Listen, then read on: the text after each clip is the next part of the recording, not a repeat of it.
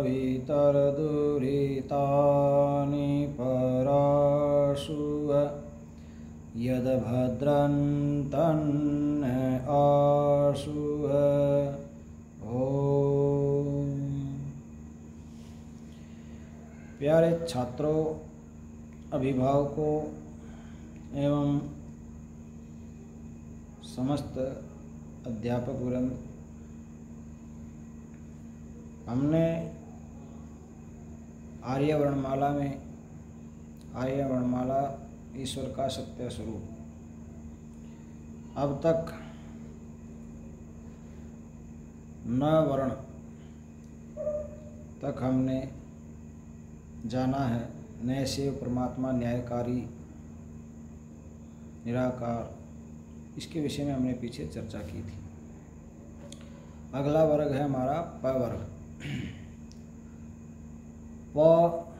प से पावन पवित्र है उसका नाम, प से पावन पवित्र है उसका नाम, नर नारी सबके लिए एक समान। परमात्मा जो है उस ईश्वर का नाम जो है परम पवित्र है, पावन है। उसके सानिध्य में हम भी पवित्र हो जाते हैं उसका नाम लेकर के। उसके गुणों का चिंतन करते हैं, उन गुणों को हम अपने अंदर धारण करते हैं और हमारा जीवन भी जो है उस पावनतम परमेश्वर के सानिध्य में पवित्र हो जाता है, पावन हो जाता है। और वह परमात्मा नर और नारी प्राणियों के सबके लिए समान है। उसके यहाँ कोई भेद नहीं है। उसकी दृष्टि में सब समान है, सब उसके पुत्र पुत्रियों हैं।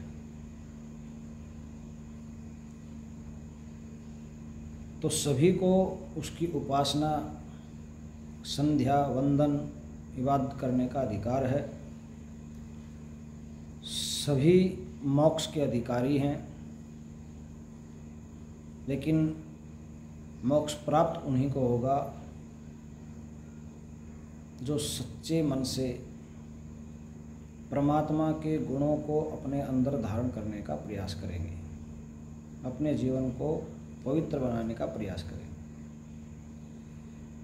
ऐसे फल है कर्मों का देता, नहीं है किसी से रिश्वत लेता।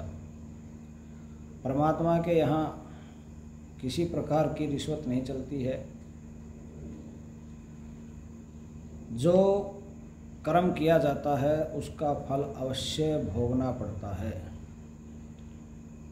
भूमि में पड़ा हुआ बीज भले ही अंकुरित ना हो, लेकिन जीवन रूपी भूमि में अगर कोई कर्म बो दिया है आपको ने, वो अच्छा है या बुरा, वो काटना अवश्य पड़ेगा, वो अवश्यम भावी है। उसका फल निश्चित रूप से मिलता है। वो किसी तीर्थ में यज्ञ आदि से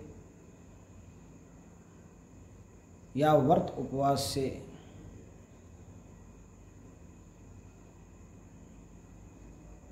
ऐसे उत्कोचों से, ऐसी रिश्वत से छूटने वाला नहीं है। उपासना के, संध्या वंदन के, यज्ञ आदि के कर्म करने का फल अन्य आपको मिलेगा, लेकिन जो भी कर्म किया है, जैसा भी कर्म हम करते हैं, चाहे वो शुभ है चाहे अशुभ है, चाहे वो कर्म अच्छा है या बुरा, उसका फल निश्चित रूप से हमें प्राप्त होगा। क्योंकि परमात्मा की न्याय व्यवस्था ही ऐसी है, उसका कर्म फल का विधान ही ऐसा है कि जो कर्म आपने बोया है वो निश्चित रूप से आपको काटना पड़ेगा। क्यों? क्योंकि वो बलवान है, कटवा लेगा। मैंने बताया था कि न्यायकारी भी है, और न्यायकारी में 3 गुण होते हैं।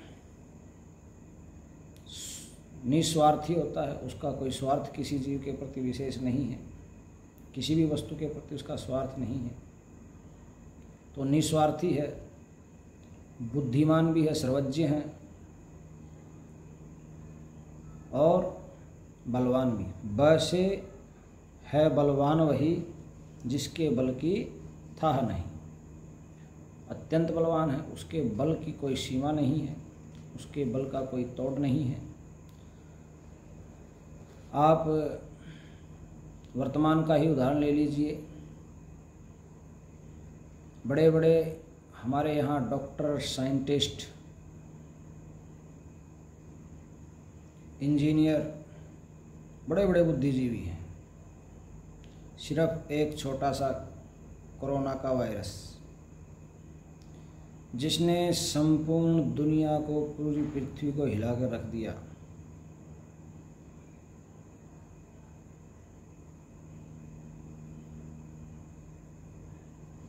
और वह भी इस पृथ्वी के लोगों ने प्रकृति के साथ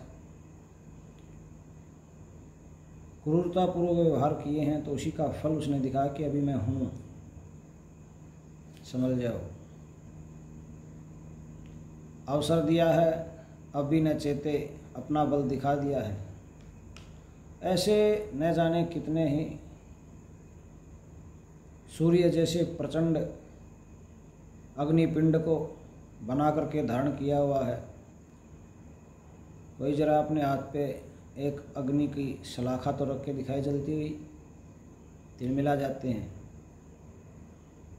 तो ऐसे न जाने कितने ही सूर्य पिंड उसने बना करके धारण किए हुए हैं।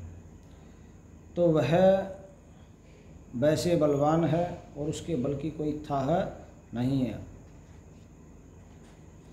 फिर ऐसे बलवान के सानिध्य में आप रहेंगे तो भय से भय शंकाओं को दूर भगाएं। जब परमात्मा में आपने अपना संपूर्ण समर्पित कर दिया तो फिर आपके अंदर किसी भी प्रकार की भय और शंका नहीं रहेंगी। तो कहा है भय से भय शंकाओं को दूर भगाएं, आओ मिल सब उसके गुण गाएं। तो परमात्मा के जो गुण हैं उनका जाप और उन गुणों को अपने जीवन में अपनाने का प्रयास। सभी तो हमारे अंदर आ नहीं सकते, लेकिन जो इस जीव के लिए उपयुक्त गुण हैं परमात्मा के और जो संभव हैं, वो सभी गुण तो हम प्राप्त करने का प्रयास कर सकते हैं। परमात्मा के जैसे गुण यदि हमें प्राप्त होंगे तो हमारे भय और शंकाएं स्वतः ही दूर भाग जाएंगी, क्योंकि वो जो ईश्वर है, वो जो परमात्मा है, वो तो मैं से है वे महादेव देवों के देव, जो अंतर मन में रहते सदैव। देव कहते हैं विद्वान को, मनीषी को। तो वो तो देवों के भी देव हैं, महादेव हैं, विद्वानों में भी सर्वोच्च हैं, क्योंकि संपूर्ण विद्या उन्हीं से संपूर्ण जगत में सब सत्य विद्या परमात्मा द्वारा ही प्रदत्त है। तो वो तो महादेव हैं, देवों के भी देव हैं, और उनको ढूंढने के लिए इधर उधर भटकने की आवश्यकता नहीं है। वो तो आपके अंतर मन में सदैव रहते हैं, हमेशा, क्योंकि संपूर्ण जगत में ऐसा कोई स्थान नहीं है पूरी ब्रह्मांड में जहाँ तक आप कल्पना कर सकते हैं, ऐसी कोई जगह नहीं है कि जहाँ परमात्मा ना हो।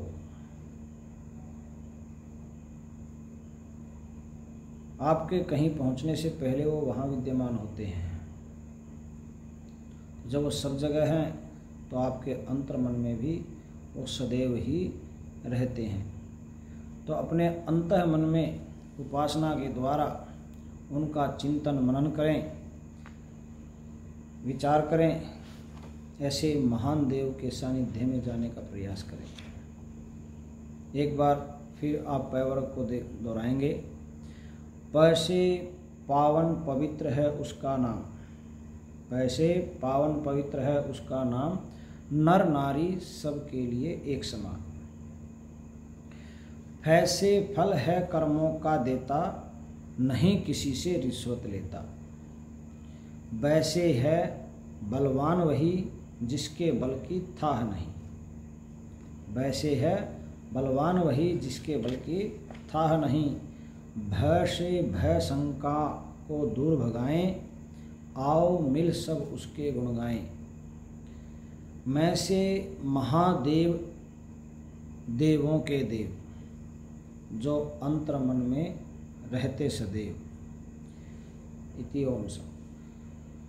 ओम विश्वानि देव सवितर्दुरितानि पराशु यद्भद्रं तन्नयाशु। ओम शांति शांति शांति। ओम।